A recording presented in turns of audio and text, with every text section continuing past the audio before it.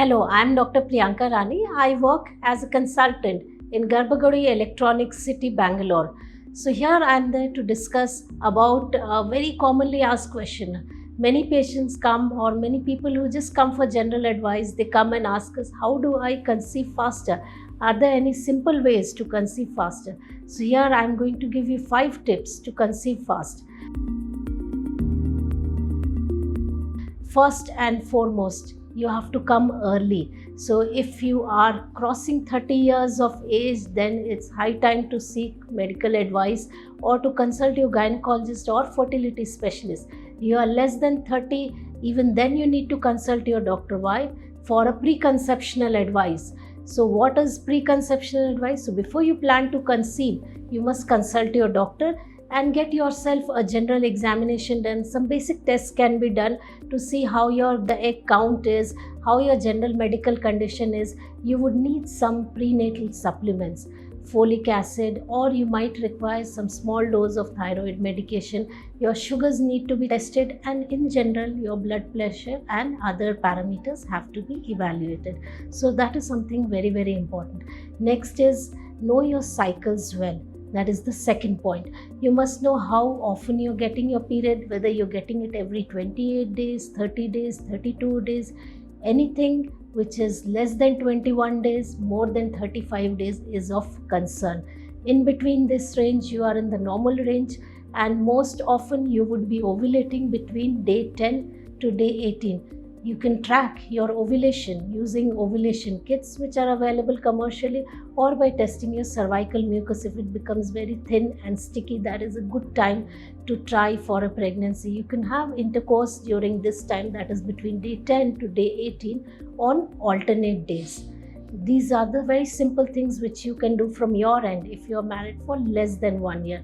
The third thing, which is very, very important, is to avoid stress. Nowadays, with the current lifestyle, the environment is so polluted, you're so pressurized with your work. So what can you do?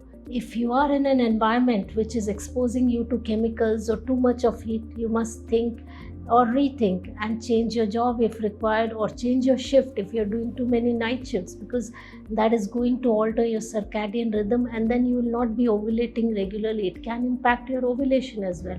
So identify what things are causing stress and avoid those stresses, reduce stress. I understand it's very easy to say, very difficult to do, but something which must be considered. The fourth factor is maintaining a very healthy lifestyle. Follow a regular diet. You must be in the normal BMI range, that is, your weight range should be in the good range, in the sense like if you are 164 centimeter height minus 100, so 64 kg, around that range should be your ideal weight.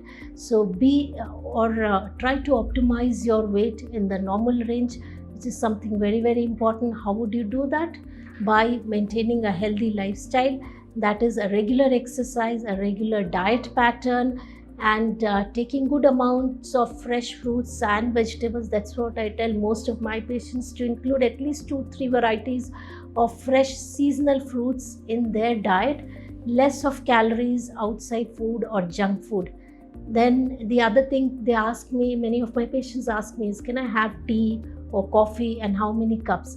Up to 1 to 2 cups is okay. Beyond that, you must try to avoid if you're trying for a pregnancy.